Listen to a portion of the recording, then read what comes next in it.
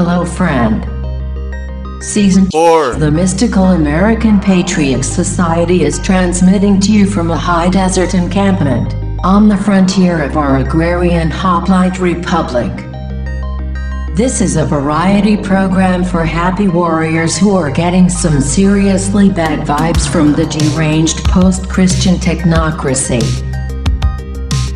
Grab a tankard of yak's milk and join us by the campfire as Sumo and Kavi return to shake your surveillance, expel your parasites, and generally have a good time. Are you ready? Stand by.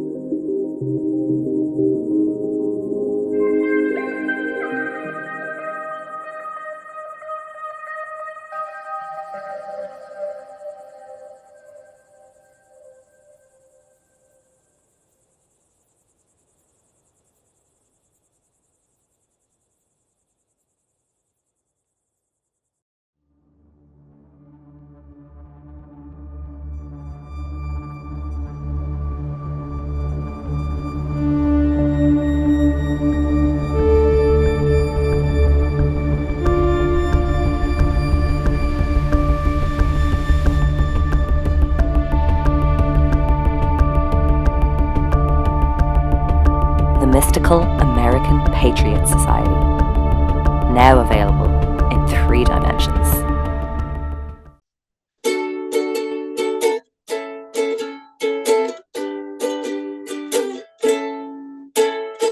Let's throw our phones into the swamp.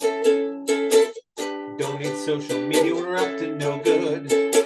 Let's learn the language of the frogs. You know we're gonna need it in the neighborhood. I think it's time we get away. Dance under the stars, dance from circles where we'll stay. Let's cause some trouble. Lately I have felt this dead as deep stuck in my head. Lately I have felt the need for retreating through my lair, so we can steal some food and go hang out in my garden. I really need a break today, so baby, let's make our plans. Hello, Kavi. How are you today? Are you feeling like a goblin? I'm always feeling like a goblin. Always feeling like The a goblin. size. What now? It's the size of being a small cat. Yeah. Let's disappear into the fog. We'll be missed, but nobody will be looking for us. We can make bridges out of logs. Try not to piss off all the spirits in the forest, and I think it's time we get away. For the ocean breeze, the ocean leaves is where we'll stay. Let's cause some trouble. Lately I have felt this dead as leaves stuck in my head. Lately I have felt the need of retreating to my lair, so we can steal some food and go hang out in my garden. I really need a break today, so baby, let's make our plans. That's what I like to call, it's a genre. Have you heard that song before, Kavi? I have not. Is it goblin core? Yeah, well, I call this genre useless lesbian genre. I think that's a term that I've made up only, maybe. But there's like a genre. It's very descriptive.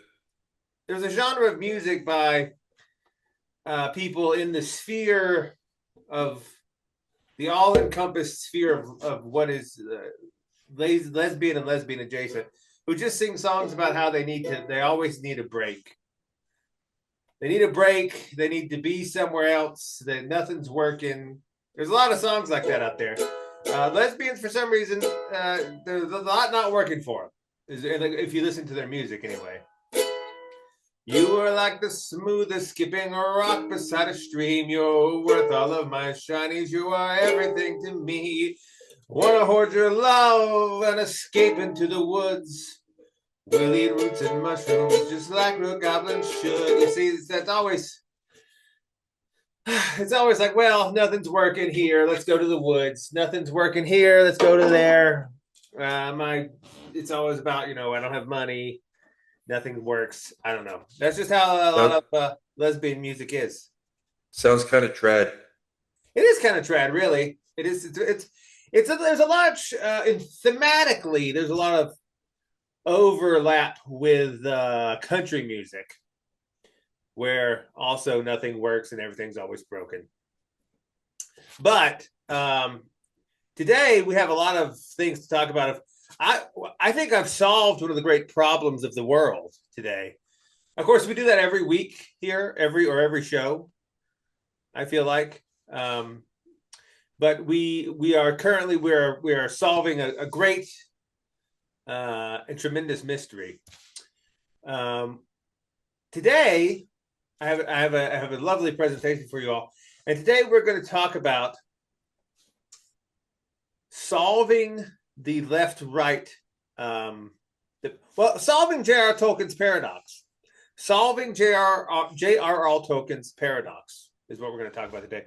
And Kavi, I have a little slideshow for everybody, as usual. I'm going to go ahead and pull it up for you. Okay, are you prepared? This is going to be a heavy one. My body is ready. All right, you see it? Is it up there? Yes. All right, here we're going to go to... somewhere in here you can go to, here you go, play.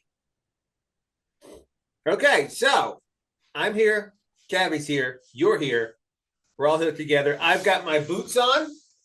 People always ask me, yes I do, because justice always wears his high tops, and we are here to dispense some real justice today. We're going to, I don't think this should be the title of the show. I like to have Kavi come up with the title of the show, but this is thematically, it's about politics, and the Wheel of Samsara / Nintendo's answer to the paradox of Tolkien.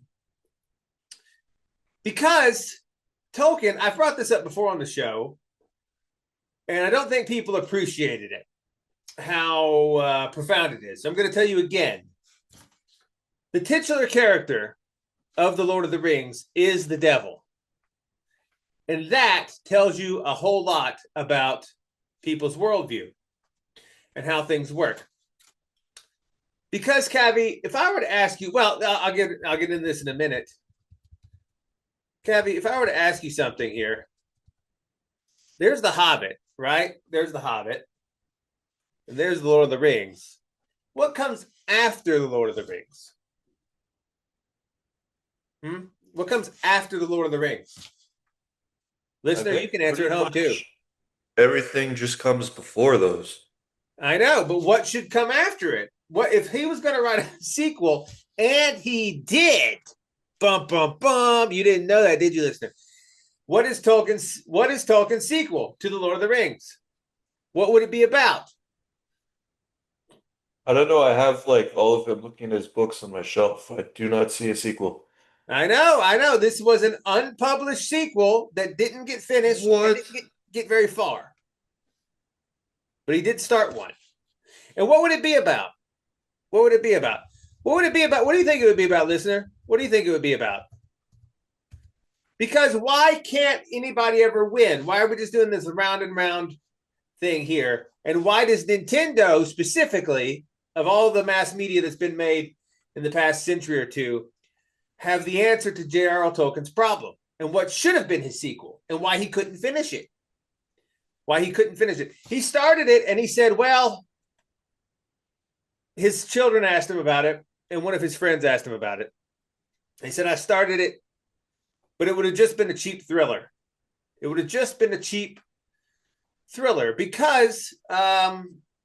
we'll get into it. But first, Hanrod, Hanrod. This is a deep cut of Tolkien. Have you heard the good news, Kavi? Facts don't exist. We can all be free. Hanrod. Hanrod. Do you know what a Hanrod is, Kavi? It's an old I do English. not. Take a guess. Nope. Hanrod. There's pictorial evidence here. Clues. Of dolphins swimming in a street? Very close. This is a word that's typically translated as whale road. This is an old English term, not railroad, like chugga chugga, like whales in the ocean, and then a road, whale road.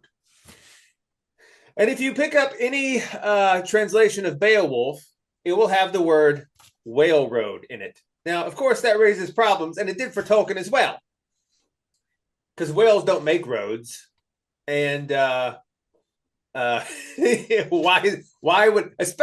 would an old English Anglo-Saxon have the term in their vocabulary of whale road?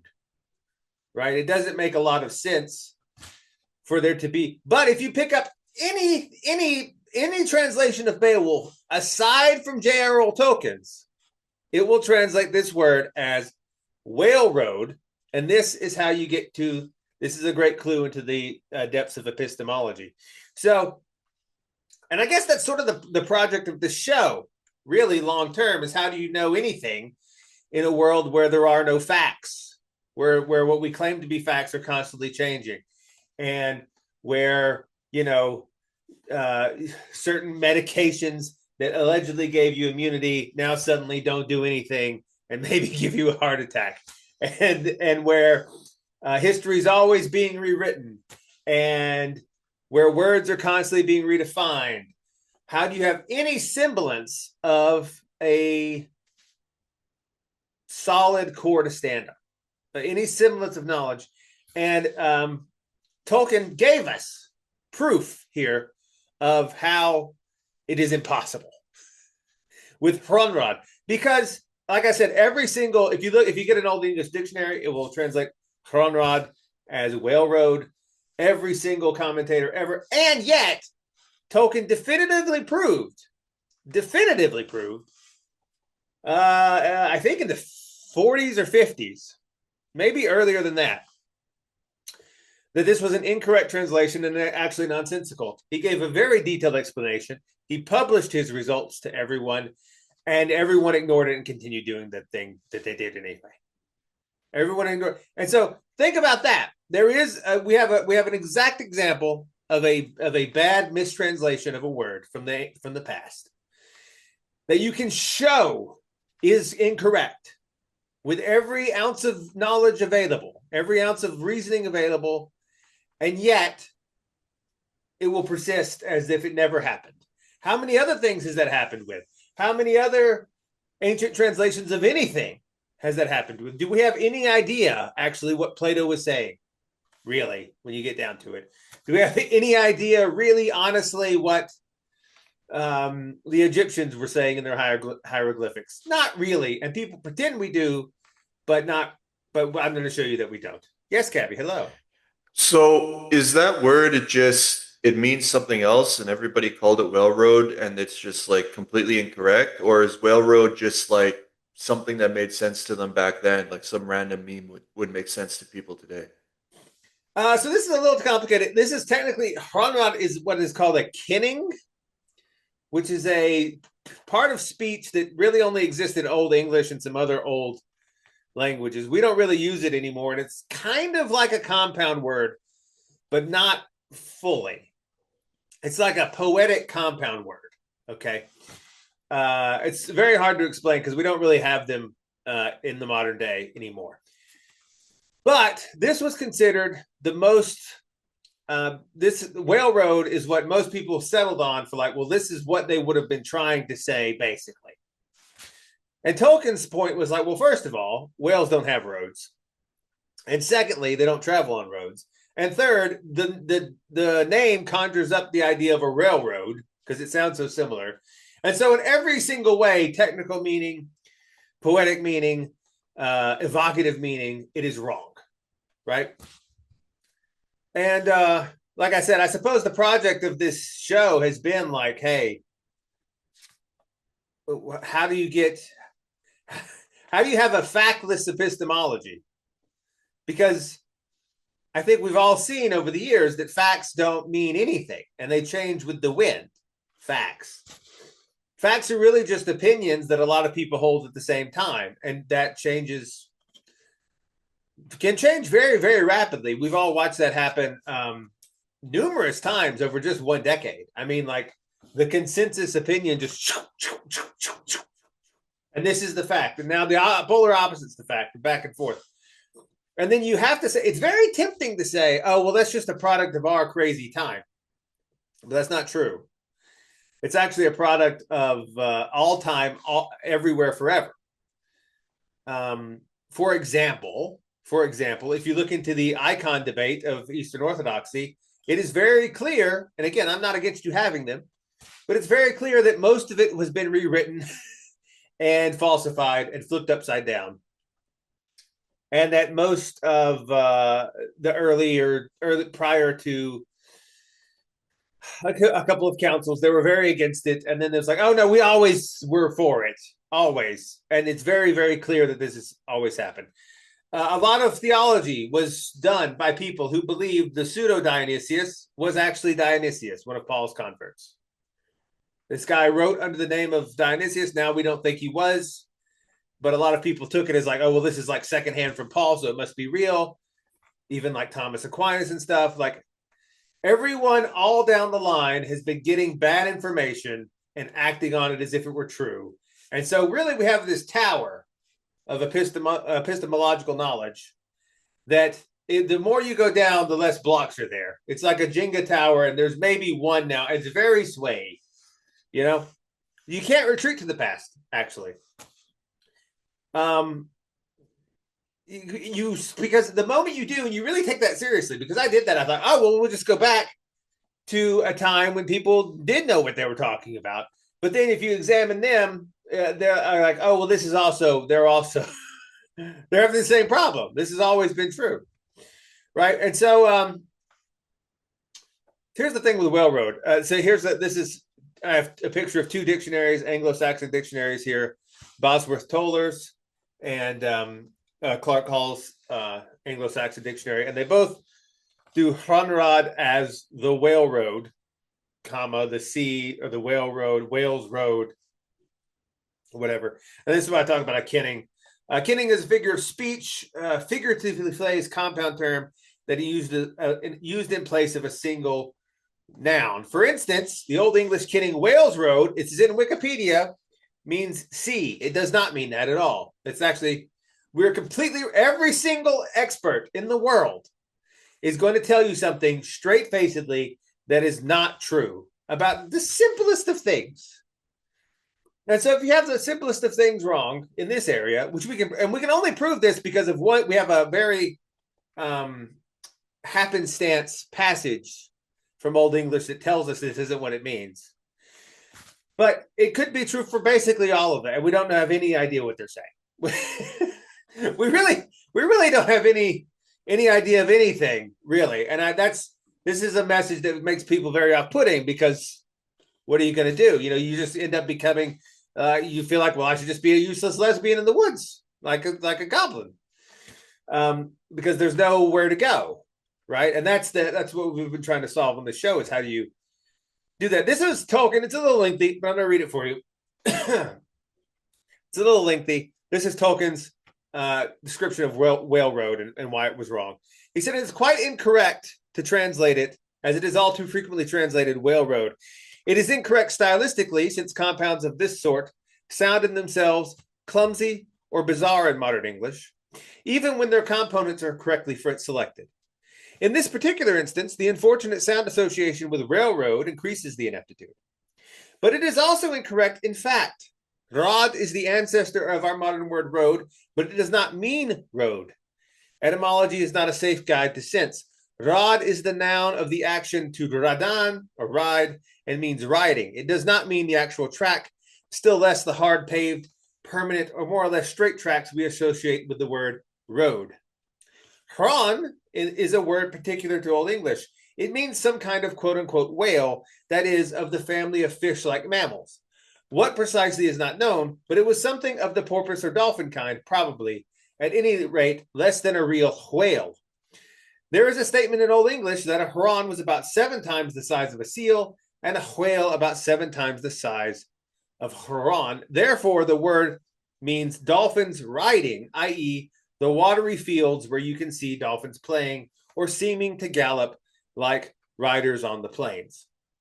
And that makes a lot more sense, because why would Old English, and you think, oh, that's not so big. It actually completely alters like what their mindset, because they see them playing. They look at the ocean.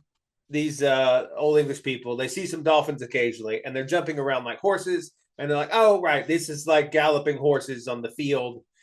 This is them riding around, which means just sort of galloping about in the field. So it's where it is the place where the dolphins frolic, essentially, is what heron rod means. They're looking out at the place. It does not mean whale road, okay? And here's the thing: this is the passage right here. This little thing. This is a commentary. This is an Old English commentary on the part of the Bible where it speaks about the Leviathan. And he's trying to work, the author is helpfully, for us in this instance, trying to work out for us about how big a Leviathan might be compared to animals that we actually know about. And in this passage, he says, yes, a heron is about 7 times the size of a seal, which is pretty much in the realm of a dolphin. And a whale is 7 times the size of heron, which would be a whale to a dolphin, dolphin to a seal, right? So he's just factually correct here. And even now, decades after this is pointed out, the consensus of the experts is to tell you something not true. It doesn't mean your word for whale, and it doesn't mean your word for road, but they put it in there anyway. Why? Because staking out a minority position is difficult. And going against the grain is something most people don't have the energy to do. So when you make an error in academia, it tends to stay there for more or less forever, especially if it's an early error. For example, someone brought up the Cavendish experiment when I talked about my issues with gravity on a previous episode recently. And this is where we get the formula for big G. This is where we get the formula for the gravitational constant, is this experiment, okay? And this experiment here with a wire, it's got 2 balls tied together by a rod, 2 lead balls, and they're hanging from a wire from the ceiling. And the idea of Cavendish in the 1700s, late 1700s, it may have been a little later than that, I don't remember. But the idea was, well, if these 2 masses are here, they're going to try to orbit each other like planets. But, of course, it's going to be such a small force that it's going to be hard to tell. So what I'll do is I'll rig up a wire, right? And I'll watch how much the wire turns. And then by that, I will back calculate the force, the constant of this force between them, right? So they had this idea in their head that the gravity went as the force of gravity, F equals mass 1 times mass 2 over r squared times some constant. But what was that constant? And that's, I always used to laugh about that in college, in physics class, because you'd be like, well, just put a constant on it. Just make, they do this all the time. They've got these formulas and they just say, well, and then it's times this thing. It just is. And I guess that's mathematically valid, but it is a little squirrely. Anyway, so this is where big G comes from, by the way. And he got it so correct from this, it's kind of amazing, to the point where you think it might be wrong. Because, first of all, let me tell you from experience, if you put 2 balls up there and you hang them by a wire, they will basically just sit there. I've done, as I did in the last show, you can hang stuff from, and it takes a long time for them to fully settle. And if no one walks around it, but they will sit basically completely still. They're not going to turn at all. Number one. But number two, he did this by looking through a telescope across a field into the window of a shed because it was the 1700s. And so he's hung a wire with two masses. He goes across a field. It's about 100 yards. He stands on his porch. He lifts a telescope, looks through the window of a shed where these balls are hanging. And by that, all this tiny angles and he says, aha, I figured out this constant to within 10 to the minus 11, which is ridiculous. It's a ridiculous statement, right? It's your significant figures are nowhere near that. But they started to build a cosmology off that G factor. And wouldn't you know it, everything else after that that scientists measured, if it didn't come out to be kind of like G, they replayed with it and they did some other stuff to make it come out like G. For example, dark matter.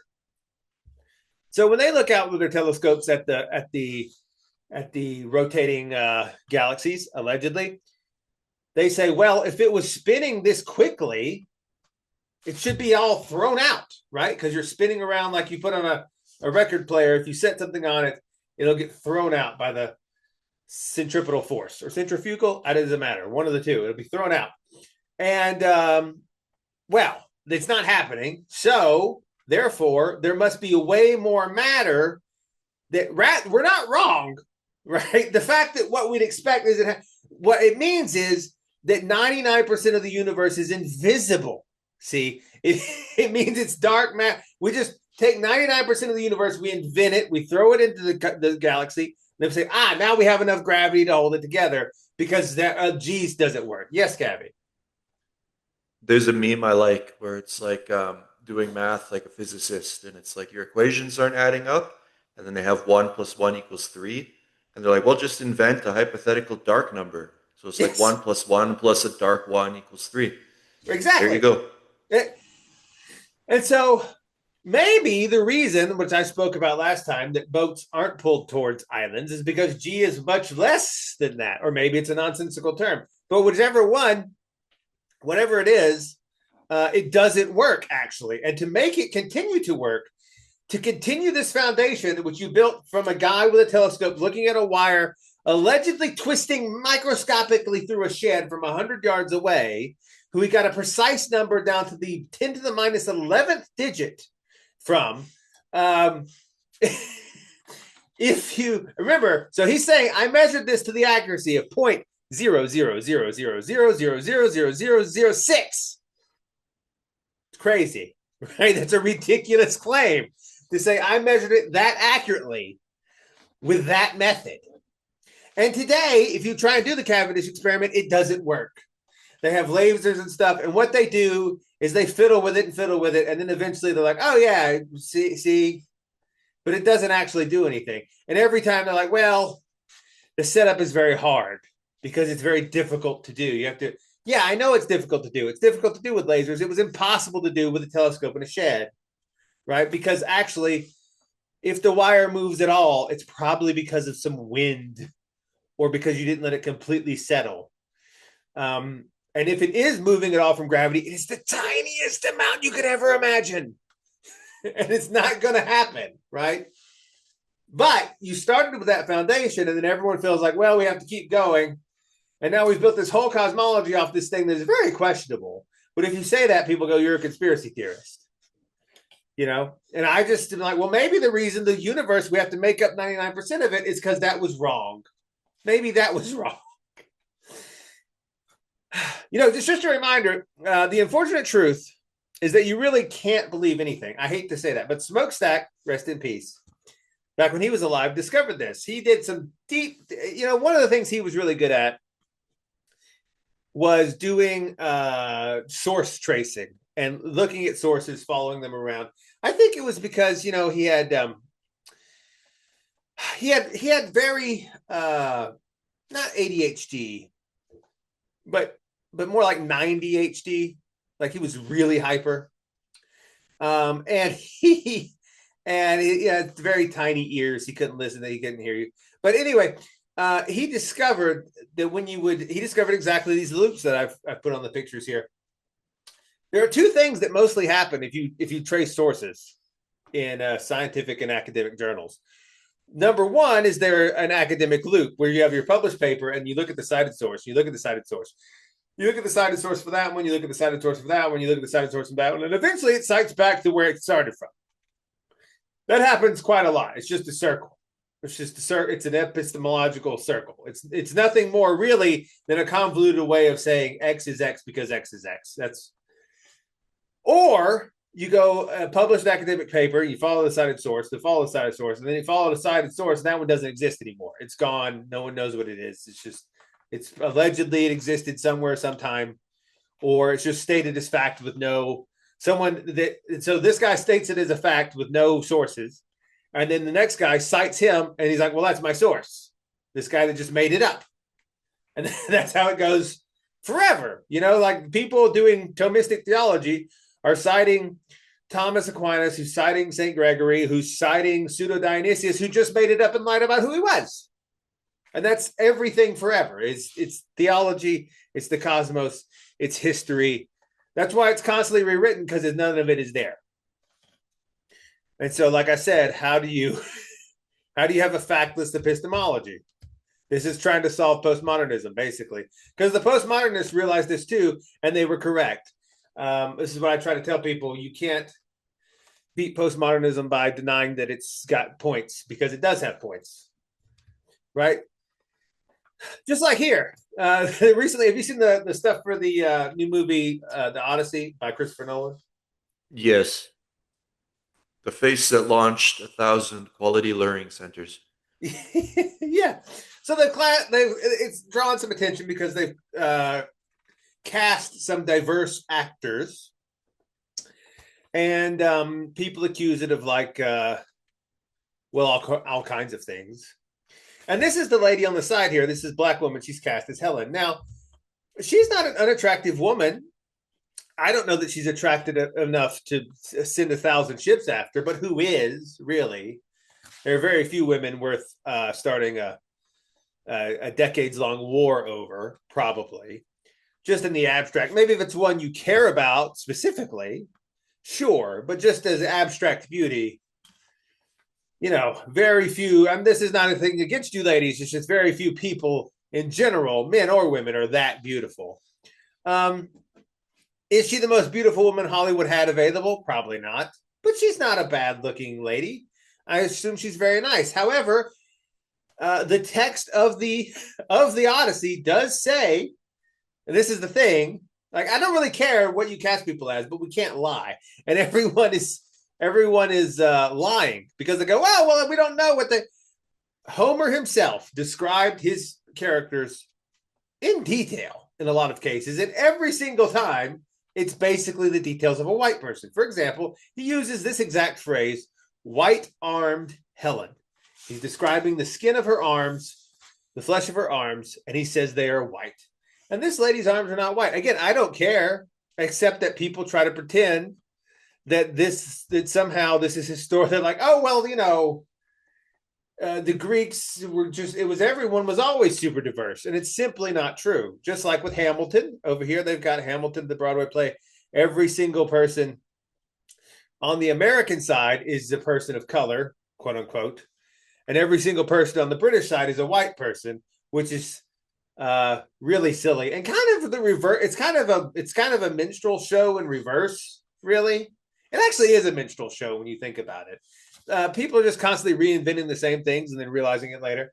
It's like, we're going to get all these Black people up there to dress in our clothes of our ancestors and dance around doing their hip-hoppy thing. Isn't this fun? It's a minstrel show, really. This is a very popular minstrel show in the year 2020, whatever. Also, Athena was described as golden-haired, and some people get really mad at me for this. They get really mad at me for this. But if you look at a crowd of Greek people, ain't a lot of golden-haired people in it. There just aren't. I mean, there's a couple in this picture, but they look like they dye their hair. Like that woman there at the bottom. That's not her natural color. Greek people are actually a little swarthy. That's what Benjamin Franklin would say. He would say, you're swarthy. Again, that's not bad. Many Greek people are, see, this is people have such a chip on their shoulder. They have such a chip on their shoulder about people are very insecure. I don't think being swarthy is bad. It's fine. There are very, very attractive, smart, intelligent people that are, quote unquote, according to Benjamin Franklin and his map, swarthy. But they have a chip on their shoulder because when I mentioned this about white-armed Helen, people were like, no, well, the Greeks should be the ones that determine. There aren't any Greek people in it. And I was like, there weren't any Greek people there either at the time. Modern Greeks are basically Turkish. Modern Greeks are basically Turkish. Here's a map of how many years the Greek provinces were part of the Ottoman Empire. How many years the Muslims had control over them and interbred with them, took them as slaves and servants and so forth and so on. And the smallest amount is 99 years on this tiny island. And the most is 557, I think. So let's cut the difference. 300 years of people in Greece being just constantly sort of oppressed by the Turks.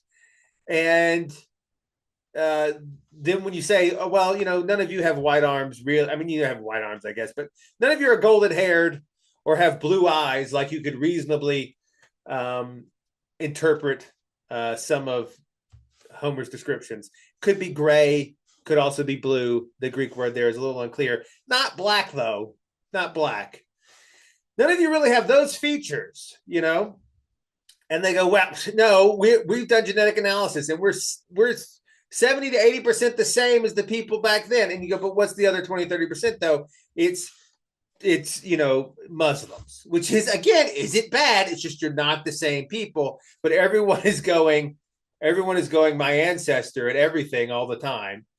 And this is, again, all of history has been driven by this level of insecurity and cope, all of it forever. People in the Byzantine Empire were LARPing and insecure about not being Roman. People in the Holy Roman Empire were doing the same. And they were like, no, we are Roman. And they weren't at all, not even a little bit, you know? And this is, all of history has been that. People being deeply insecure and having a lot of cope about who they are for no reason. Again, like I said, this lady is a fine woman. I'm sure she's a great actress. I actually haven't seen her in anything, but she probably is a good actress. And she's perfectly acceptably attractive. She's a lovely lady, but there's no reason for this insecurity, but yet people have it. And when you point out, you know, hey, I don't know, they said blue eyes, golden hair, and you look at a picture of modern day Greece, you don't see a lot of that. I bet that the 500 years under Turkish rule had something to do with that. They go, no, it should all be Greeks, and then it would be historically accurate. It wouldn't be. It wouldn't be. And that's true also. White people do it too. You know, they're like, oh, my ancestors built the whatever, the Louvre, blah, blah. And you're really nothing like those people. You know, you're really nothing like those people. But this is like St. Augustine, speaking of the Roman Empire. The City of God. Have you read The City of God, Kavi? At all? Any of it? Never heard of it. It's St. Augustine. He had these two good books, The Confessions and The City of God. The City of God is absurdly long. It's not quite as long as The Lord of the Rings, but it's close. I'll pass maybe then. And it's a 440,000 plus word cope about how Christianity didn't cause the fall of Rome when it almost certainly did. They converted to Christianity en masse, and then a century or two later, it was in shambles. And he wrote this whole book basically is like, no way, bro. It wasn't our fault. And the fact that we totally radically changed how the society functioned. It didn't work because, and this is sort of St. Augustine's, this is actually what he points to. He's like, it didn't work because not literally everyone was a virgin monastic. If everyone, all of us, had just decided to not have sex at all, it would have worked. Trust me, bro. And this is the basis for like 1,500 years of theology after that. In the West, anyway.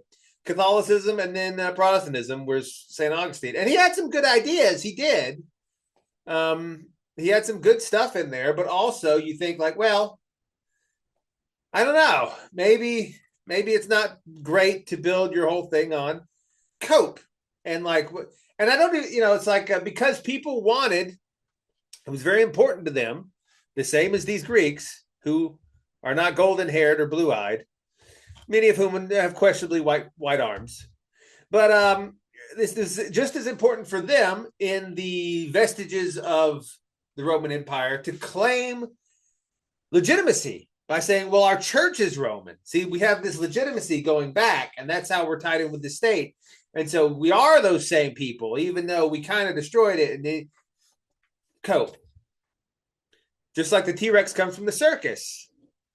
Are you familiar with this one, Kavi? No, but a lot of T-Rexes lately. And is this about the guys just magically finding dinosaurs? Yeah, there's the T-Rex on the car in the video in the last like. Oh yeah. No, well, this is I'm just showing the same phenomenon happening over and over, where you start with a bad premise, and then you have to build on it forever, and then like, actually, when you realize the premise is bad, you realize the whole dinosaur.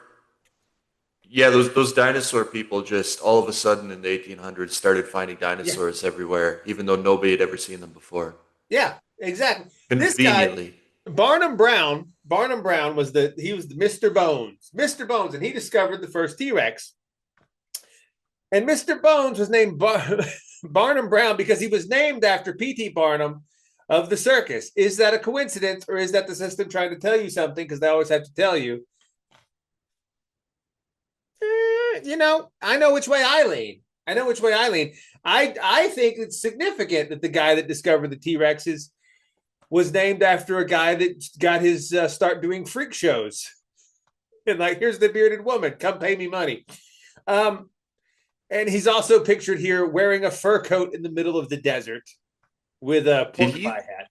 Did he find like entire T-Rex skeletons? Yes, he did. Because that's impossible, even according to like modern paleontology. Yeah, which no one ever does. No one ever, because they don't. I don't want to go there, but no one ever does. No one ever finds them.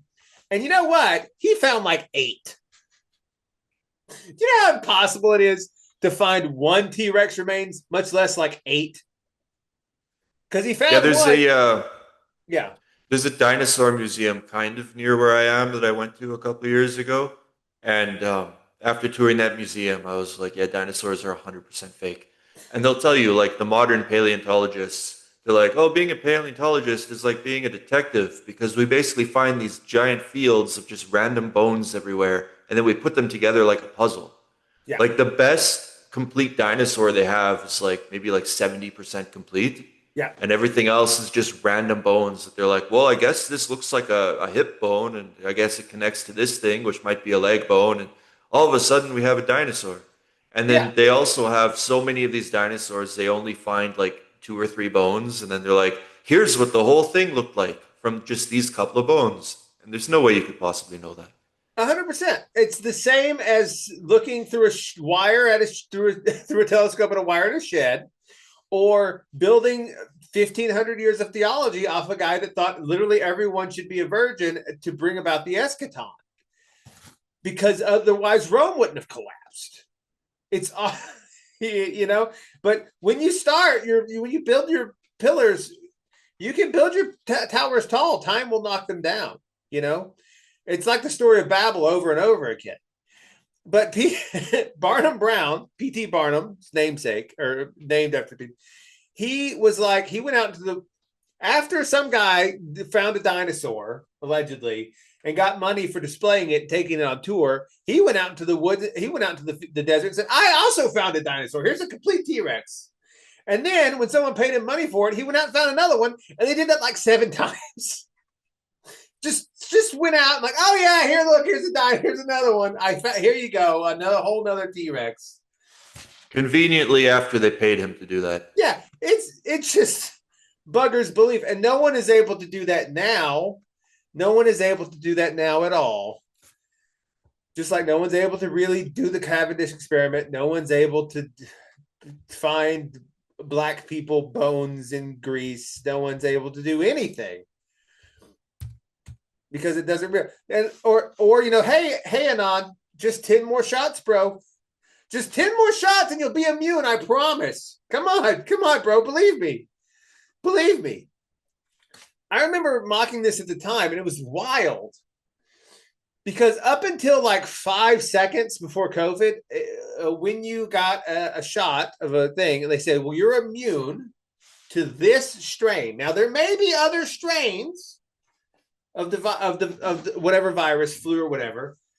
And so we have to maybe give you another one next year as it mutates. But what happened with the COVID shots is they said, well, just take the same one like 7 times. No, it's the same one. It's the just take it again. No, it's not. They hadn't mutated. Just take it again. Just keep taking it. And I was talking at the time with a doctor friend of mine, and he said to me when I pointed this out, he said, well, you have to take. I said, well, they're just taking the same thing. And he said, well, you got to take the flu vaccine more than once. And I pointed out, I said, yeah, because the justification for that is that the virus has mutated. So we made a different one. This is a different concoction. Similar, but it's a different concoction in this serum than it was last year. So you take it, not the same one over and over again, but they just, whoop, whoop, whoop. Science just goes like this. It's just whatever. And it always has been. Yes, Kavi. Yeah, I never really thought too much about the vaccines because as a kid, I thought like I got polio vaccine, so therefore I am now immune from polio for the rest of my life. But how come polio doesn't mutate every year and there's a new strain of that? Why is it only the flu? I know. I never had a polio thing. It wasn't required. I had like maybe 4 or 5 of like your common whatever. I'd have to look. Polio, diphtheria, some. Yeah, like Oregon Trail viruses that you might die. Yeah, because we're still in the Oregon Trail. It's silly, and then it's like, well, to go back to a personal thing. Knock on wood. I don't have any wood. Knock on wood. I had a professor who used to always do that. He'd knock on his own head. It was kind of a funny joke after a while. If something isn't funny, just keep doing it and it eventually becomes funny. But knock on wood, my sinus polyp issue, I still have some allergies, which make my nose runny sometimes. But like my nose being like clogged up because the membranes have inflamed, which the doctors told me the only way to cure was surgery and then surgery again a year later and then surgery again a year later because they would regrow every year. Seems to have been completely cured by the homeopathy. And, I don't know. Or at least I took homeopathy and now it's better. Is that a correlation? And by the Orthodox homeopath, Josh, was on the show. I took it. He said, give it like 3 or 4 months. And I did. And it's better. And yes, I still have some allergies, but like I can breathe through both sides of my nose. And I hadn't been able to do that for like a year. And the doctor said, no, there's only one choice, and it's surgery, which costs a lot. Isn't it funny? There was the American Board of Pediatrics, I think it may have been a different board, but they would deal with whatever. They came out this week and said, we no longer suggest various gender reaffirming surgeries for minors. Conveniently happening just after, like 4 days after, a prominent surgeon lost a lawsuit for malpractice for doing this to a child who later decided to detransition and sued them. So all the very medical science, not at all based in money and wanting to make profit, not at all based on that. Just so happened to the point where it just so happened to change their expert opinion the instant it became, financially liable. Just so instantaneously. The science changed conveniently at the same time as the lawsuit. Everything is this. And once you have your eyes open to it, Everything is just Greek people saying, no, we're the real Greeks. And you know what? That's the difficulty, is they kind of are. Like I said, it's 60 to 70%, but then they're also kind of not, because like, what is the other 20 or 30? And it's like, it's not all wrong, because stuff kind of works, but it also kind of doesn't. And they get very touchy about the part that kind of doesn't. Yeah. By the way, I'm basically this guy. When I went to Greece, we went to Greece on our honeymoon, and I took like 5 pictures with ancient statues of Zeus, and I look essentially identical to him. Does that mean I am the current avatar of Deus, the Sky Father, come to teach the people in the true ways of Dharma in this Kali Yuga cycle? Does it? It's up to the listener to decide. I don't claim that, but it's up to the listener to decide. But the fact is that that when I was there, I had my hair sort of like this and my beard sort of like that, and I looked basically identical. And I am genetically, ethnically sort of a Northern European Germanic person. Someone that would, in their DNA, have white arms, golden hair, and blue eyes, unlike the Turkish Greek people, who are lovely.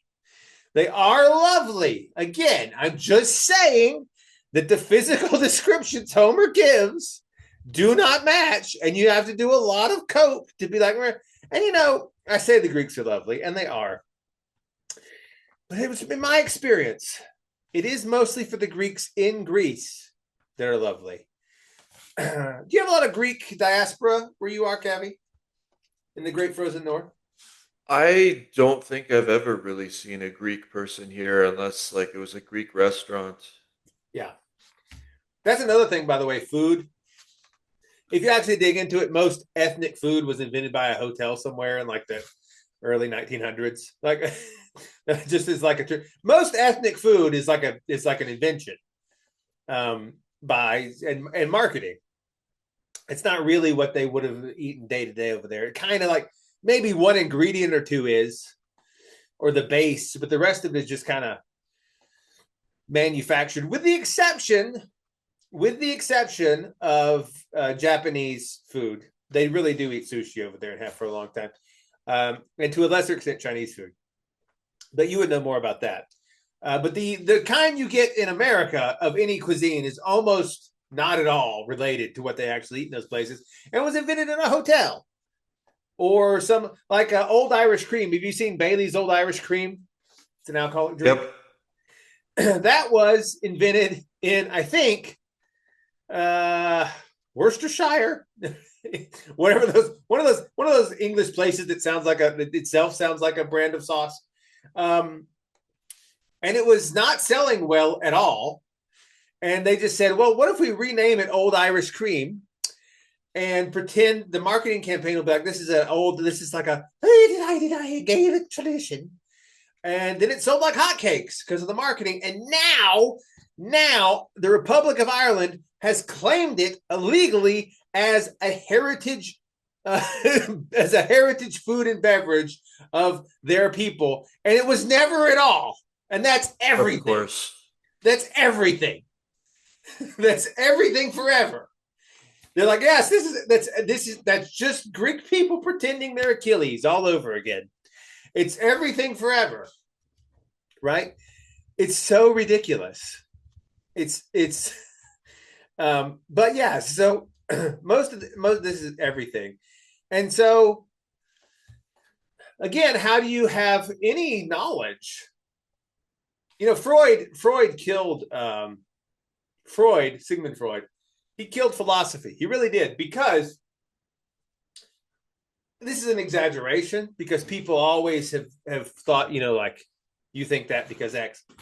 But Freud really shined a light on how many of people's beliefs are driven by subconscious desires. Like, so many people want to believe that Old Irish cream is Irish, even though it isn't, because it gives them some sort of like pride in their national heritage that isn't based around starving in a potato field, right? Or being a small guy with a pot of gold. And they're like, well, I don't want to be a greedy. I don't want to be a greedy little person with a pot of gold at the end of the rainbow. Old Irish cream. Now that reinforces the idea that they're all alcoholics. And again, hey, it's kind of true. But there was something to hook onto. And so they did it. And Freud pointed out that was the basis of so many beliefs. So much of orthobros, Roman Catholicism, Protestantism, Islam, all of it is not so much that it makes rational sense, but because they're afraid that if they let one thing fall in a domino set, then they'll all fall, and my identity is wrapped up in this. And then if my father was wrong, and his father before him, and my mother wasn't it, it's just this. And Freud pointed that out, and everyone has hated him for it ever since. But he was right. He was right, and that's what postmodernism is, and we have to deal with that. You have to figure that out, because actually, the idea of the old philosophers where ideas just floated free form above the subject having them is not true. They're always tangled up in your own emotions and insecurities and whatever. And so, now maybe Plato didn't have those insecurities, because he actually did look like Achilles, and he didn't mind. They called him, Plato means basically broad-shouldered. He was a wrestler, by all accounts, quite muscular. He fought in wars, him and Socrates both. Maybe they didn't have insecurities. And so he was in the realm of the forms, because he was Achilles out there just kicking ass everywhere, and doing philosophy and walking around in his robe. And maybe if we were all really physically beautiful and walked around in robes all day, just pontificating, we might have less insecurities, but we're not. Most of us aren't. Some of us are closer to that ideal than others, but the farther you are away from that ideal, and Achilles, actually, we're going to get to him, he failed too. Odysseus is the only one that succeeded. Odysseus and Shigeru Miyamoto, the one of the creators of Nintendo. Again, nothing is true. What do you do? It's a nice little rhyme. This is the thing people spent like 2 weeks freaking out about: the Minneapolis ice raids, the alleged killing of Alex Pretty. Like, oh, the whole narrative's white racism, killing, hatred of minorities. Turns out, according to official sources, again, how likely is this to be true? I can only go on what they tell me. But if you told me tomorrow, oh, that was actually false, then I'd be like, oh, okay, fine, because everything's written on water. But allegedly, the two killers of the people in the ICE uniforms working for the immigration services are a guy named Jesus Ochoa and Raimundo Guitarres, two Hispanic gentlemen, one of whom, if you look up his old Instagram photos, clearly had a gay phase. So what we have actually happening is that ICE Hispanics are, one of whom, ICE Nazi border Hispanics are killing a white Italian guy with those white savior complex, trying to protect Somalians who aren't even present. And that's what actually happens. The gay Mexicans are the Nazis, and that's always been true in America, and it always will be. Nick Fuentes, I'm looking at you. I don't think he's gay anymore. He had a phase. Are you familiar with Millennial Woes? Do you remember him? I remember Millennial Woes. He's still doing stuff. Did you ever hear him talk about his gay face? I did not. So I'm not surprised. Millennial Woes is a Scottish alt-right figure who was very popular on YouTube back before the Great Purges. Wasn't there some giant drama thing where he got all disgraced too? Yeah, I mean, I don't remember all the details, but I do remember I do remember listening to him one time, because I was following this movement and all the feelings involved, the people, and why people, and how it culminated in Trump and all this stuff. And I remember listening to him. I was doing some work on my computer in my chair with him on the TV in the front. And he goes, listen, I don't know how he got on this topic, but he said, that was back in, he said, I was a RIT boy in my gay phase in my early 20s. I just paused I looked at it. I cocked my head at the TV. I said, millennial woes. How are you going to describe being a literal male prostitute as your gay phase? And now you're like this super. It's all stupid. It's all ridiculous. It's all so ridiculous. Freud was right. You know, the way, I forget who said it, but the way to understand so much of the silliness that's going on in America is that leftists are straight people pretending to be gay, and rightists are gay people pretending to be straight. And it makes so much sense of everything. Leftists are white people pretending to be brown, and rightists are brown people pretending to be white. I see, he was killed by Jesus and Raimundo. Jesus and Raimundo killed him. You know, and how are you going to be upset that he was killed by Jesus? How are you, what are we going to do here? And why are so many Mexicans? Why are so many Mexicans in ICE? Because Mexicans are in every. I don't know if you've realized this, but the Mexican immigration already happened. It happened ages ago. You go to any police department, you go to any military base, you go to anything, and there's a Hernandez is there pointing at another Hernandez. That's what's happening everywhere. And they're the ones in charge of going around and rounding up other Mexicans. It's so silly. It's all ridiculous, right? I mean, I don't know what people want to. None of this is true. Nothing is true. So what do? And this is what I've landed on. This is the MAPSOC epistemological. The MAPSOC epistemology is to connect the data to make the most glorious image possible, trusting that doing so will reveal the face of God. I got this scatter plot of dots off the internet. I don't know what it actually makes if you connect them. Someone should do it. I hope it's nothing vulgar. I don't know.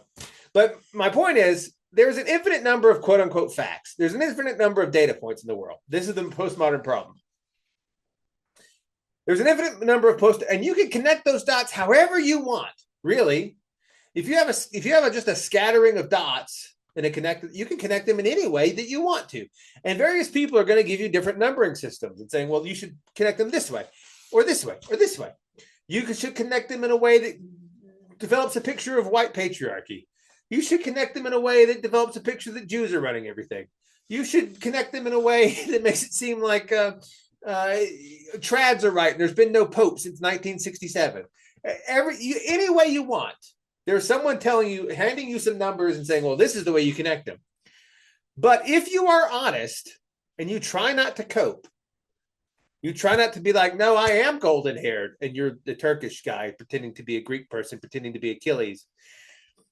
If you try not to cope, best that you can, and it is very difficult. Freud proved that it's very, very difficult to be totally honest with oneself. But try.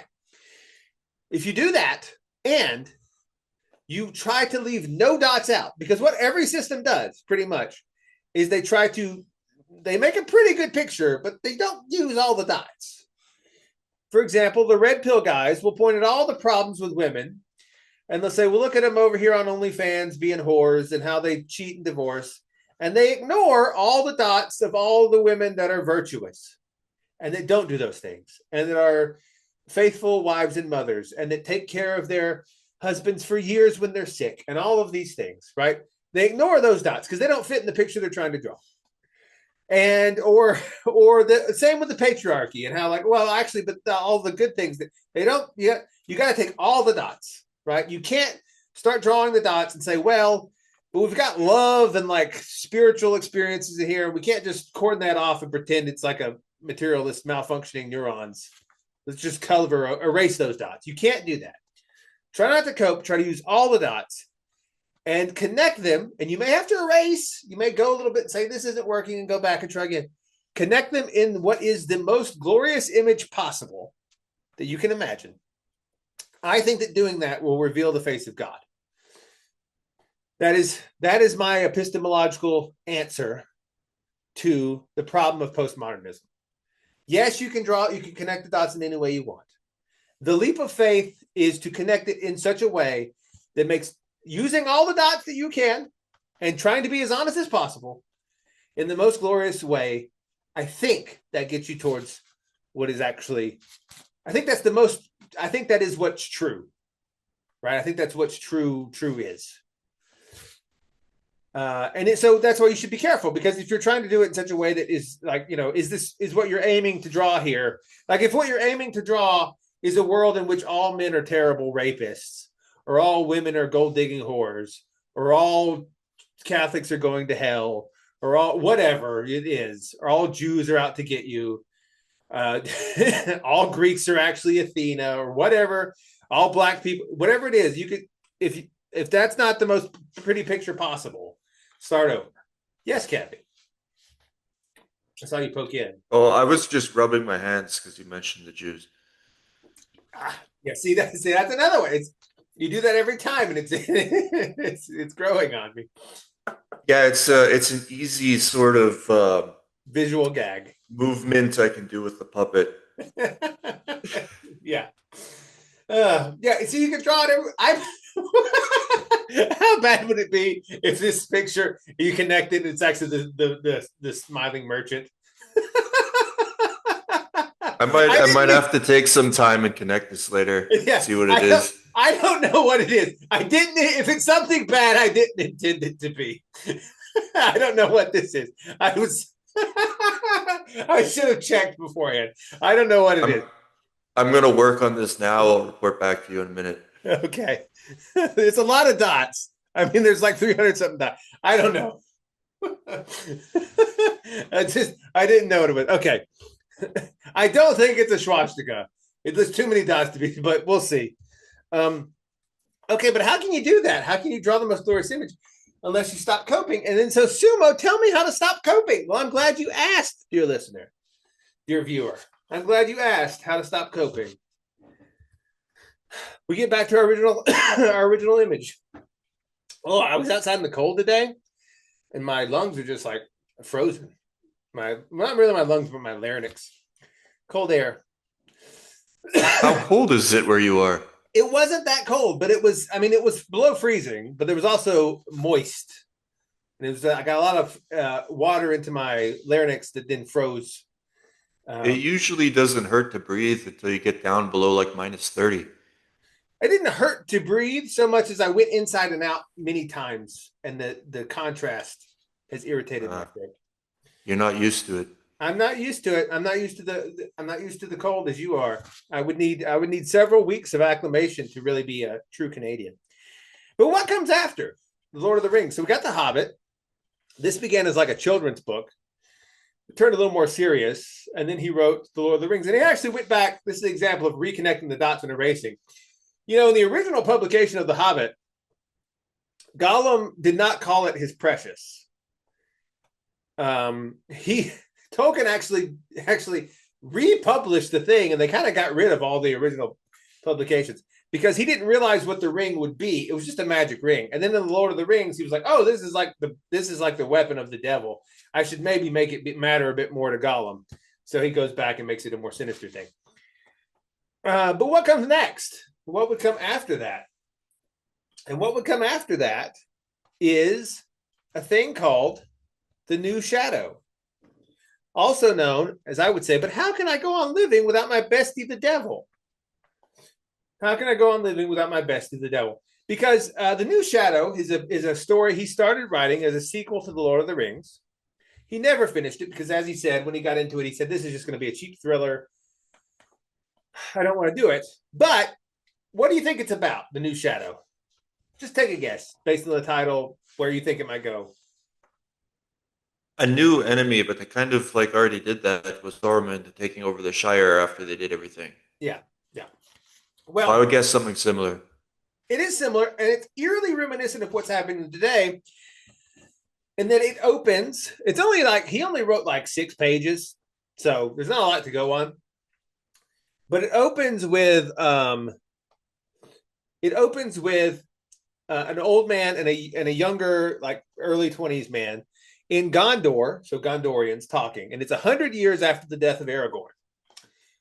So they're and Aragorn lived for like 100 something years, so they're like 200 years removed from the events of The Lord of the Rings. And people have, especially the young people, have grown bored with peace and prosperity. And they've begun LARPing. They've begun actually live action role playing. He mentions this, like they dress up as, he doesn't use the word LARP, but they dress up as orcs and they go around and cause mischief on like a mischief night, like a Halloween sort of thing. And there's this cult beginning to form around the idea of Sauron in the Gondorian city and among the Gondorians. And so it would just be about, like, Tolkien thought, well, this is just going to become like a political intrigue thriller and like trying to put down a rebellion. And it's not really, he didn't think it had the legs, but he made an interesting, when he talked about this to his friends in a letter, he said, well, there was like 200 years there when he's talking about the history of the Lord of the Rings, the history of Middle Earth, where nothing worth telling a story about happened. And I thought, aha, see, this is the thing. He actually mentions this very idea in The Hobbit when they're staying at the last homely house. He says, there's no, for Tolkien, unless there was Satan, there's no story. What do you even talk? What is there to say? What is there to talk about? It's the titular character. Unless there is a great evil, the dragon Smaug or Sauron or something, what do you write about? What is there to say? And this brings us to Dorothy Day. Dorothy Day, a failure by her own admission, a failure of a life by her own admission. And listen, no besmirching her name, except I guess I am a little bit. But by her own admission, her granddaughter wrote a biography about her. I forget her granddaughter's name, but she wrote a biography about Dorothy Day. And she says very early on in the book, she said, I remember seeing my grandmother who weighed down by a life she perceived as a failure or something to that extent. And it was a failure because she spent her life advocating for the poor and activism. And she got to the end of it and she was like, basically the same. There's all the poor people are still here. What have I done different? What have I changed? And the answer was really nothing, right? And this is, she spent her life doing this. And people that venerate Dorothy Day, look, we know who she was. And I'm not even against these people. This is what they were. She liked to protest. She liked to get in a mob. She liked to have a photo op. She loved to have a photo op of her in a protest with a flower and a gun or whatever. And she wanted to be in the fight. This is what it is. See, she needed the devil to exist to give her life meaning. And every one of these people needs the people in uniform, Jesus and Raimondo, to be evil Satan, by which they substitute Hitler. They need Jesus and Raimondo to be Hitler to justify their own existence. So they have a story to tell. Because if without the devil, without the Hitler, they don't have any story. They don't got nothing. Unless there's a guy with a bayonet pointed at your face, like this lady, she can't. There's no reason for her to hold that flower. And I do mean that. Think about how many of these people never held and smelled flowers except for a photo op, except to put them around their neck in a daisy chain at a concert where there would be photos and other people to observe. Except to do a photo op to show them like peace, flower power against flower power, not just flowers. I need the power against you. This is what she spent her life doing. But this is who she grew up as. She grew up in a white, basically middle-class family with a beach house. With a beach house. As did all of these people, pretty much. So we know the story now. I think in the 90s and the 80s, you could get away with her as like a revolutionary figure. But now we know she's just sort of this theater kid character, putting a sign, accomplishing nothing and feeling self-important. People have been doing this for well over 100 years, protesting, holding signs, screaming, saying, give us this, give us that. And they're all still kind of miserable. They're all still, because look, getting better isn't the point of any of this. This is what people mistake. None of this, the rainbow protests, the American workers, the Black Lives Matter, the Stop the War, none of it, not an ounce. Sigmund Freud showed this is about getting better and making things better. It's about you feeling important. And that's all it's ever been. That's all it's ever been. And that's why it always comes down to everyone there is waiting for a photo op like this lady here with the bayonet in her face. They just want the photo op so they can be on New York Times with their fist in the air and they're like, I made it. I matter. I'm important. Getting better is not the point, right? This is why you can never stop it. No matter how many concessions you make to anything, they will need something new to complain about, right? Because if you make things better, people will hate you for it. You must understand this. It doesn't mean you shouldn't make things better, but you should expect people to hate you for it.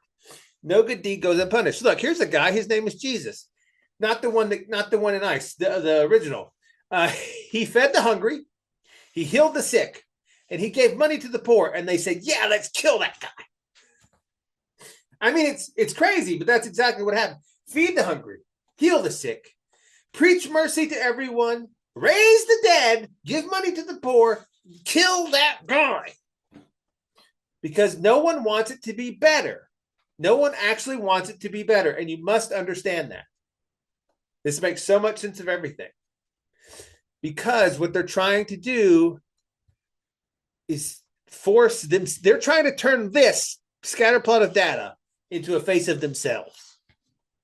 That's what people are trying to do. That is what it is. And they need you to be the villain. They need you to be the Sauron, the Nazi, the whatever, the Smaug, the dragon, to do that. Because this is what they're also constantly trying to do is draw this face, draw these dots into themselves. That's what's happening. Again, I've harped on this point a lot. I need to go over it again because people, I know it makes me sound like a corporate shill, and I kind of am, I guess. But these two guys right here, Sam Walton and Kichiro Toyota, they did more than 1 billion Dorothy days for the poor.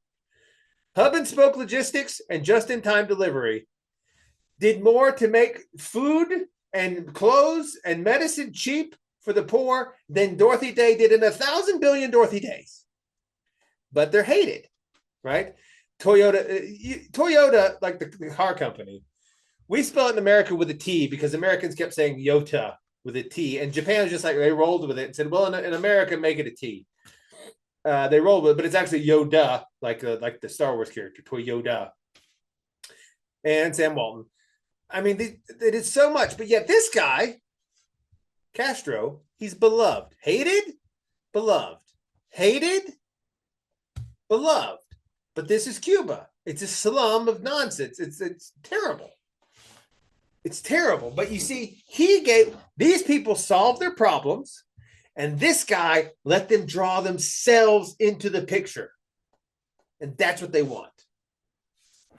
That's what they want. And that's how political leaders appeal to you. They always say, we're going to do now. Nobody wants you to solve their problems. They want you to validate their righteousness in having the problem. They want you to validate because they define themselves by what they are against, and that makes them feel real, right? That's what it is. Well, everything is horrible. I have a picture of people. You got a taxi delivery for your tacos. We have people that will drive food to your house. Everything is awful. We have all this amazing stuff, and everyone's like, meh, because no matter what, they just need the revolution to be eternal. There is no win condition here, okay? Winning is finding meaning in the fight. That's what Dorothy Day wanted. And again, I'm not. People have her canonization for sainthood going. Whatever. I think she's probably in heaven. But I think that her activism was mostly for show and didn't accomplish anything. And she was not that much better than the average person. Maybe a little worse. Kavi, if I had to ask you a question, I'll ask you a question. Who do you think between these two women, Dorothy Day and Ayn Rand, do you think had an abortion? What would you say? I think the answer you would expect is Ayn Rand, but I'm betting it's Dorothy Day. Correct. Now, Dorothy Day did have an abortion prior to her conversion to Christianity. Of course. But Ayn Rand never converted and never had an abortion. And it's the same logic happening over and over again because Dorothy Day was very against abortion vocally, but had one. And Ayn Rand was very pro-abortion vocally, but never had one. And she probably wouldn't have. I think she was infertile, but she may have not have been. It's not quite clear. But if she'd ever gotten pregnant, I don't think she would have killed it, because people are so often projecting the opposite of what they actually are because they feel insecure about what they are. Ayn Rand really wanted to be like will to power Nietzschean, but she actually, if you read some of her like stuff that gets kind of sexual or whatever, she actually wanted to be like held in a strong man's arms and loved, and she could never get that to happen. And so she's compensating for what she thinks she needs, and everyone's doing that back and forth. Freud is undefeated. The person that says they don't will, and the person that says they won't or says they will won't. Just like the parable of the laborers in the field that Jesus told. A father went to his sons and he said, go work in my field. And one said, sure, Father, I will. But he did not go. And he went to the other one and said, go work in my field. He said, I will not do it. But then he changed his mind and went. That is human psychology right there. Every time. The revolution, this is why all of the Mexican Hispanic ladies in the left all have white boyfriends, and all of the white trad guys are dating Filipinos and Latinas, and they're white nationalists, right? It's like the only person you can really trust is someone that is embracing the absurd, i.e. me, because I'm not trying to be one way or the other. Right? The point is to feel righteous. Dorothy Day lived for this. She lived for sitting there with a picture of two police officers' guns on either side of her. That's what she wanted. I want to be the hero. She's no different. This is what all these people want. They're accomplishing nothing, by the way. None of this is accomplishing anything. The government has blood on its hands for AIDS deaths. Okay, this is what this guy's saying. I presume he's like a gay man. As if what they want the government to, the government allegedly kind of did make AIDS go away, if AIDS ever really existed, questionable. And they still mad about it. They still hate the government. It doesn't matter. None of it matters. They just want these photo ops. They want to be sprayed with pepper spray a couple times in their life, so that they can feel important, and they can tell it on a Tinder date or whatever, and they can have it as their Facebook profile picture, if anyone used Facebook, which they don't, because no one's 1,000 years old. But this is what they want. This is all they want. This is from Father James Martin, the openly sort of very leftist and openly gay priest that everyone pretends somehow the Vatican is against, even though they promote this guy everywhere. Because again, say, do, say, do, left hand, right hand, never the two shall meet. He said in some early, he's describing that book of the granddaughter that I was telling you about. In some early chapters, imperfect may be the most charitable word you could use for Dorothy Day's behavior. Indifferent might be more accurate regarding her child. With the Catholic worker consuming Dorothy's time, that was her charity, Dorothy sometimes forgot about her child. Quote, she would let me stay up late while she was talking, Tamar told Hennessy. That's Tamar is the daughter of Dorothy Day. Hennessy's the granddaughter.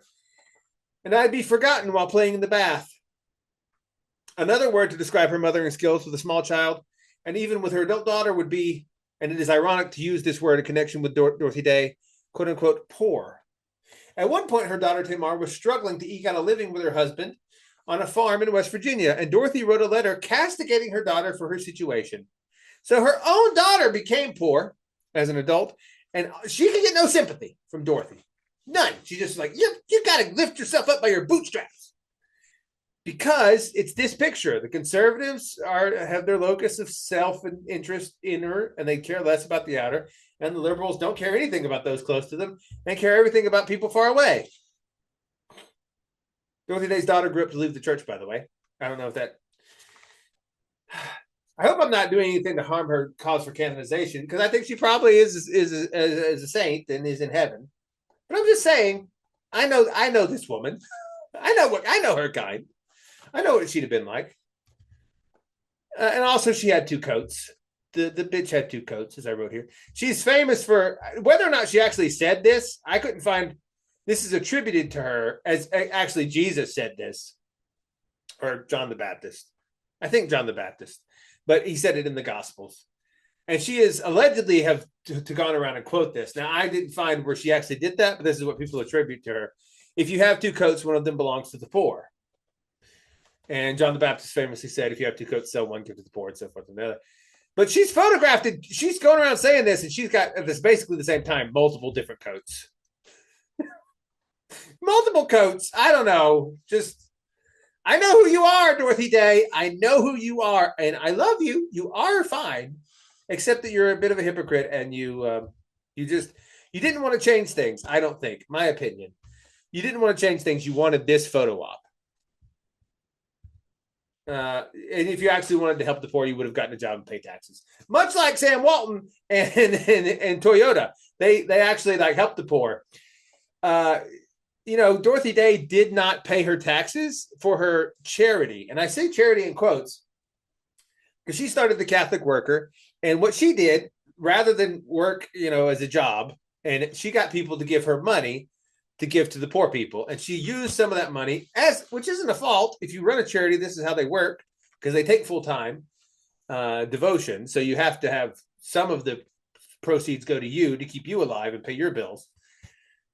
But if you're going to do that, the U.S., she was doing that, and the U.S. government, in all of its mercy and benevolence, came to her and said, listen, we understand that you're running a charity here. However, to actually qualify for tax-exempt status, as charities do in the United States of America, you have to fill out this form that declares that you're a charity, because then we can there's like that puts you under rule. There's so much you can do, and so it's a little regulated. So here's the form.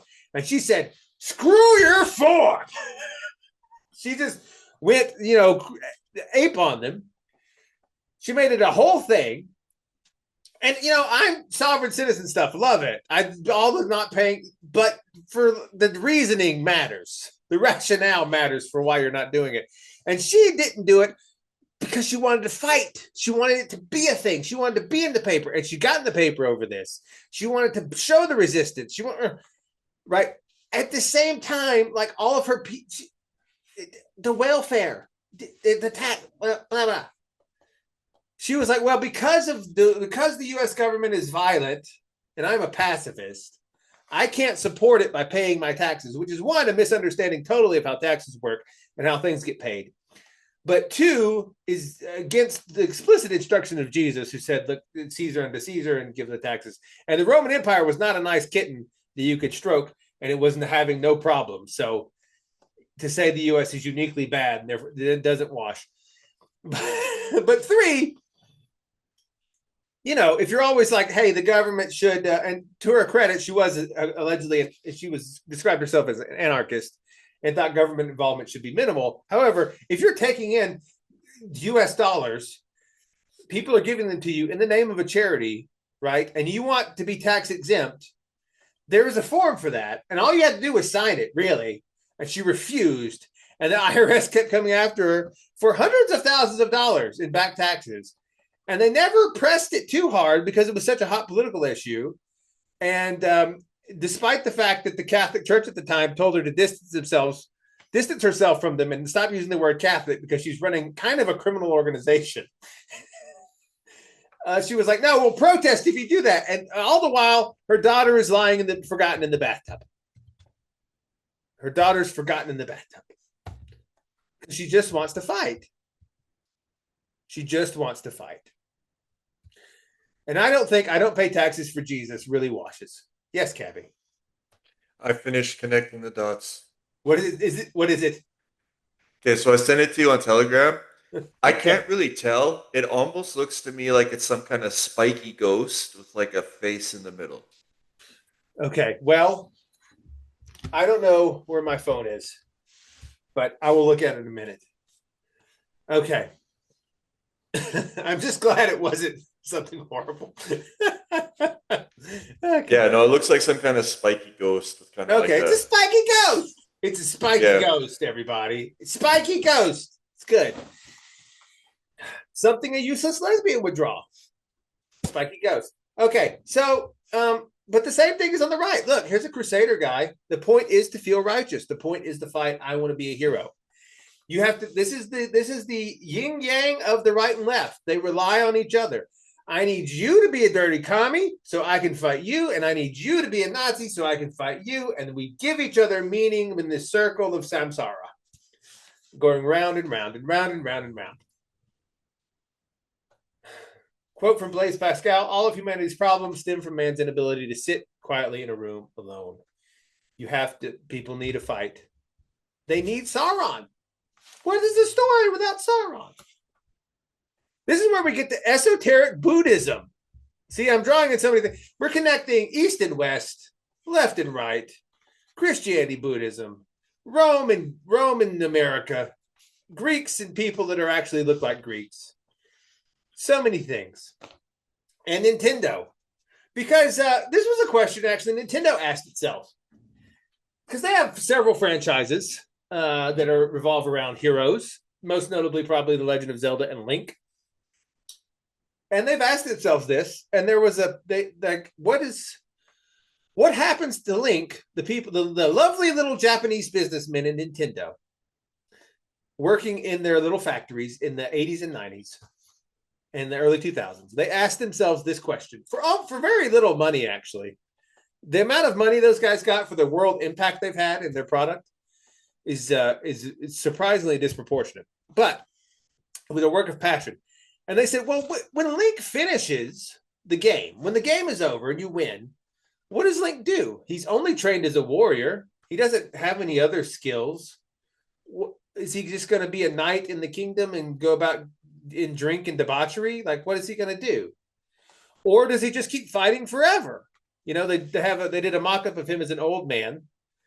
Maybe he's just cursed to fight forever, you know?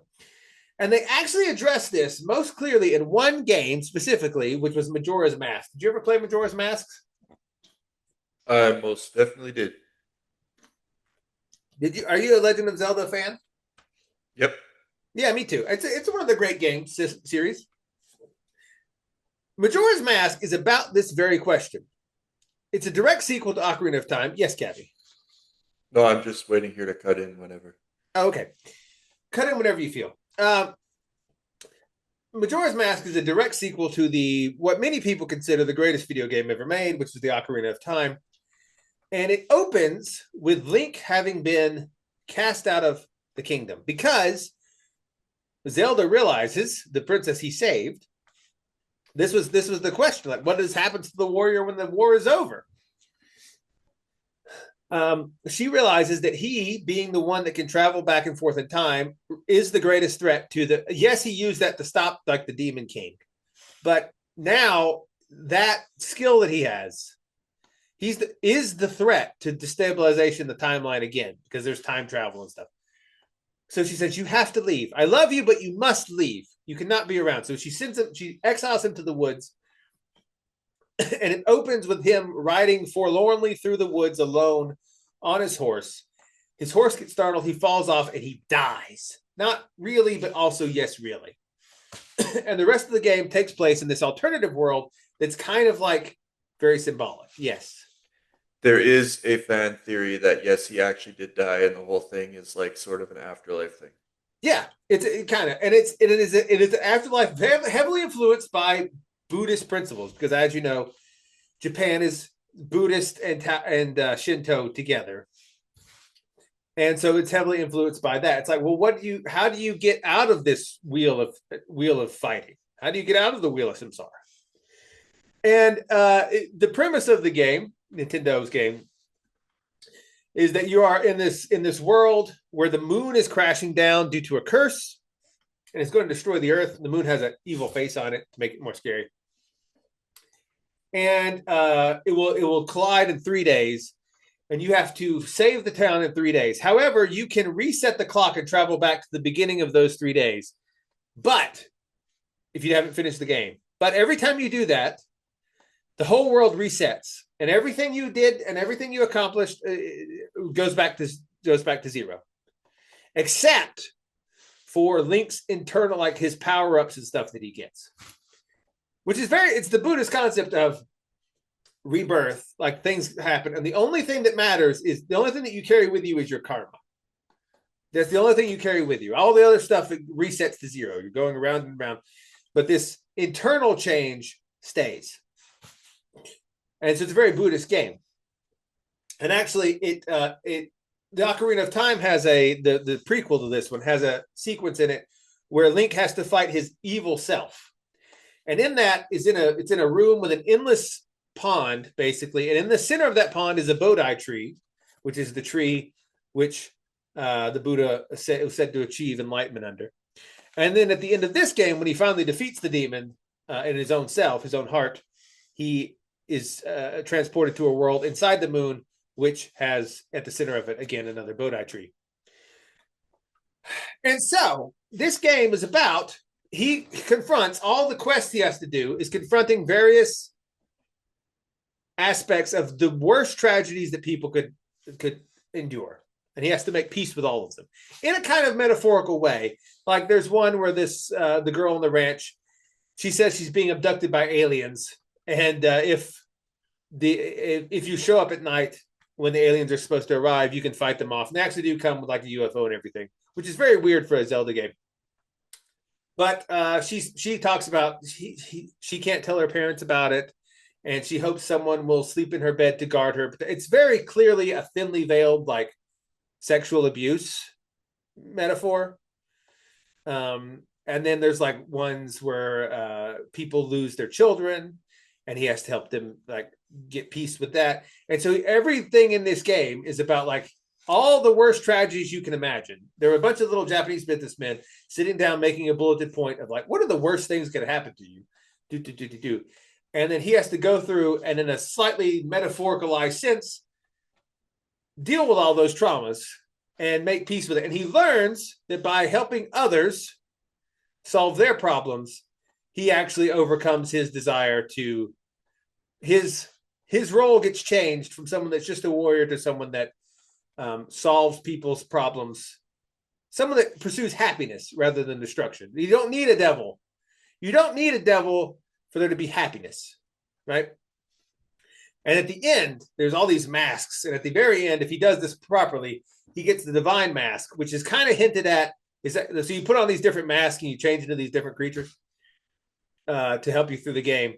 At the end, it's kind of implied the divine mask, he puts it on, but it's kind of like actually he's taking his own face off and God was underneath it the whole time. Very Buddhist concept. And then he's able to defeat the demon quite easily. And so for all their talent, neither Tolkien or Lewis were ever able to conceive of a story worth telling without a villain in it, without basically the devil in it. The Chronicles of Narnia have the White Witch, the Snow Witch, and the Space Trilogy has Satan in it explicitly. Sauron is basically Satan. Neither of them had an ability to tell a story worth telling without Satan. They needed the titular character because there is that strong tendency in every person to Dorothy Day it and to try and make the picture about you. But to do that, you have to have an opposition because you're not self-sufficient. Like God can stand on his own. You need something to lean against. You need something to lean against. You need two sticks to stand up, yin and yang. So you need the evil for there to be. But this guy figured out how to tell stories without there needing to be a villain. And his basically, so yes, you're saying to me, but Link has a villain in Mario. Yes, some of them do. But also his kind of stated goal, if you listen to a lot of his things, was this is Shigeru Miyamoto, the creator of Mario and Link and Donkey Kong and all these guys.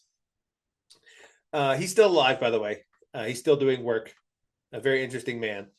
But very reserved. And there's a language barrier because he never learned to speak English. He only speaks Japanese. So the interviews with him he doesn't like giving them, and they're all in Japanese, and they're few and far between. But what you can glean from him is that, yes, he would do things with like a boss, but if he was going to have any violence, it was going to be cartoon violence. Jumping on Koopa's head, and Link has a sword and he hits people, but all that happens is they flash red and they disappear into smoke. They don't have blood or anything. But his thing was like, hey, what if we had games what if there was a way to enjoy life that didn't involve setting yourself against something? It's sort of a very Buddhist notion. And these are some of the things that he and his crew made in that regard. Like he made a ton of these games, which received less accolades. Because again, most people want the fight. So they, even in a cartoon version, they want something to set themselves against. However, his personal passion was things like Pikmin, which is about like weird gardening creatures, and Cooking Mama, which was about a cooking thing, and Mario Artist. His personal philosophy that it was that an enlightened being should be able to make anything meaningful, a meaningful, fun experience out of anything, that neither conflict nor hostility were necessary to find oneself. And Nintendo still kind of carries that, because all the PlayStation and stuff and Xbox, there were like a lot of shoot 'em games and killing and fighting. And Nintendo's thing has always been with him, like, no, we don't need that to have a meaningful experience. Yes, Kavi. I was just going to say that Pikmin is excellent. Pikmin is excellent. He did so many games where you didn't need so many of his titles that he either directly did or influenced don't require a Satan character for there to be a meaningful story to happen. Yeah, and his games too, he gets like really into some kind of random hobby. Like he got really into gardening, and that's what inspired Pikmin. And then I think he got like a dog at one point, and that's what inspired Nintendogs and like that kind of stuff. Yeah, he had Shigeru Miyamoto had maybe the most ability to operate in the world without needing to oppose something else of anyone that's been in popular media for a long time. And I think he could have solved the problem. Now, would people have read his books? Well, they play his games, so maybe if he was writing, maybe. But whereas Tolkien and Lewis and pretty much everyone, J.K. Rowling, they need a Satan figure for you to care about it. Satan has to exist for you to have a story, because you're trying to draw your face in those dots. Shigeru Miyamoto was like, no, just enjoy the dots. Just enjoy the dots. I don't need to draw my face in the dots. All right, let's see what fun things we can make out of the dots.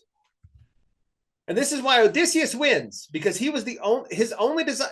Achilles dies, and all the other Greeks fail. But Odysseus wins because his only desire was ever to get back home. And you can be a hero if you don't want to be one. If you want to be a hero, it's not going to work. If you are no fault of your own, thrown into a scenario where you have to defeat evil, but you really want to defeat evil just so you can get back to not having it, then you can actually be a hero. But so many people want to be a hero so that they need the evil to exist so they can defeat it. And Odysseus didn't want that. He wanted to get back home to his wife, his son, and his dog, and that was all he wanted. And that's why he was the greatest hero, and that's why he won. This is a line from the Proto Men. I don't know if you're familiar, Kavi. They're one of the only bands that I know of, maybe in existence, still doing rock operas, and they do a great rock opera. Act 3 was just released. But it says, but I've seen this before and I know how it ends. When it all goes wrong and a hero will fall.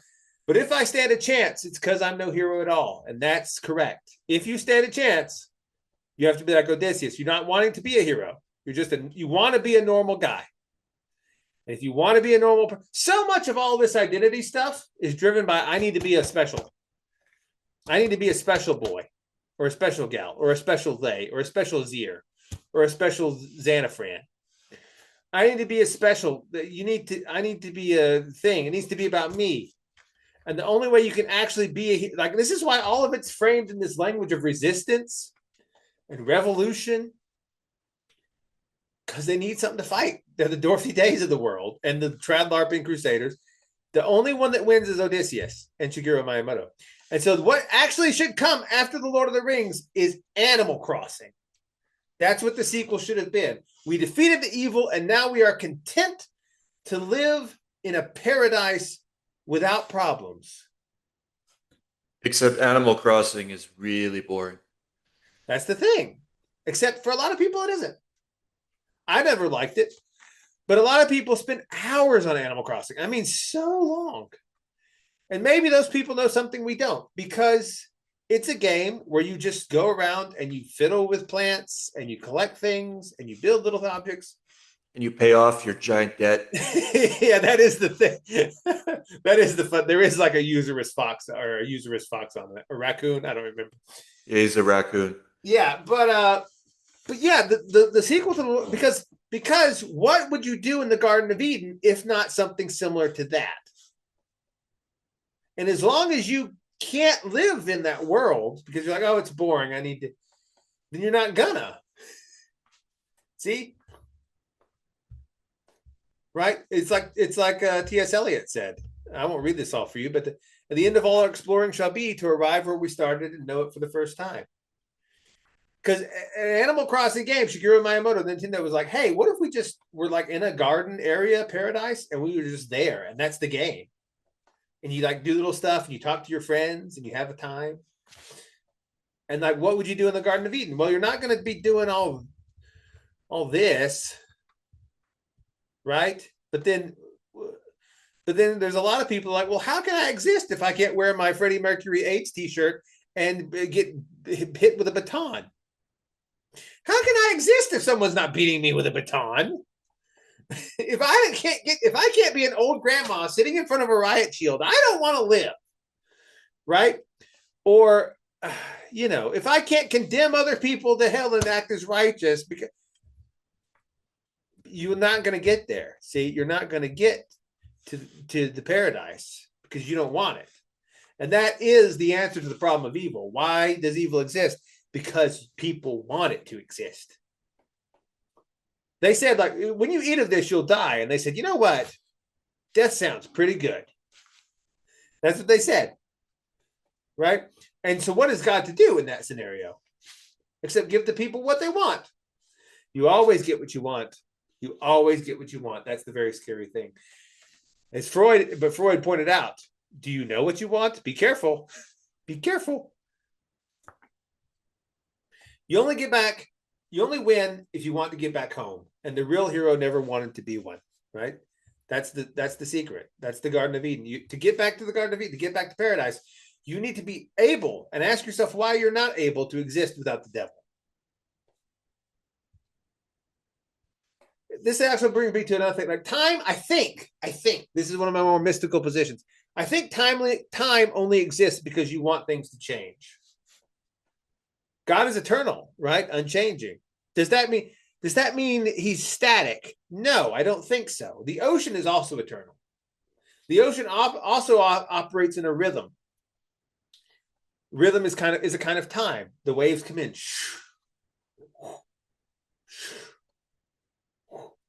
And the ocean never rests. But the time of the ocean is not the same as the time of a clock, which always sounds like it's running out. The time of the ocean, and it always sounds like there's infinitely more. And there is. But the time of a clock, is going to run out someday. And that's the kind of time that you're in. Because you want change. You want it to be different. You want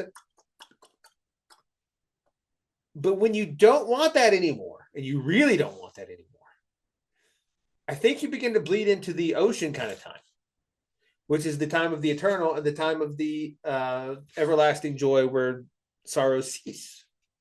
Because you don't want the sorrows anymore. And that's the wheel of samsara. That's how you escape it. And so what Tolkien should have done at the end of Lord of the Rings is be able to write a book where everyone in the Shire was happy. But he couldn't do that. Because what would be the point for so many people and for himself to read a book where there's no plot? How do you exist without a plot?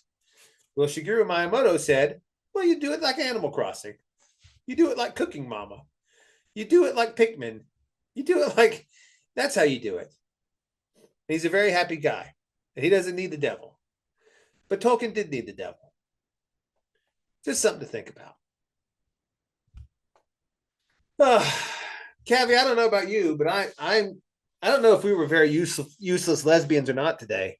Do you feel like you were a useless lesbian? Maybe. And to bring everything again full circle, That connect the dots image might actually be a Pokemon named Spiritomb. Oh, let me. Oh, I mean, now that I've exited the screenshot, let me pull it up. Hold on. That's a good point. Yeah. Because that would be interesting if that's the case. I think it is a Pokemon.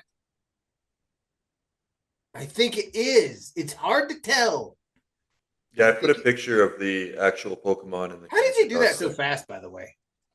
I didn't. That took me like half an hour. Oh, okay. I think it's a Pokemon. Isn't Wonders Never Cease? Wonders Never Cease. I chose that at random. I had no idea, but I think it's a sync. It's a synchronicity. And synchronicities tell you you're on the right path, which is something Jung said, who was the student of Freud. And it's all in a circle. It's all in a circle because we're orbiting around, we're walking the circle to know the center, and we're getting at something very true here. And all this, this is the problem of evil. This is the problem of left and right. It's the problem of time. It's the problem of eternity. It's all of it. And I sort of answered it. I sort of answered it for you. So now, don't say I didn't do anything for you people. Okay? Until next time, Kavi, we got anything else before we close out? Nothing from me. Nothing from you. Okay, everyone. Until next time. This one's going to be free. Next one's going to be pay. So go ahead and sign up now. Because Kavi, look how cold it is where he is. Look at all the snow and the frozen. He's going to die. He's a little cat, and he's going to die unless you pay money for him to live. Don't you want, in the arms of an angel, we'll find. I don't know the lyrics. The arms of an angel. Love you, everybody. Bye-bye.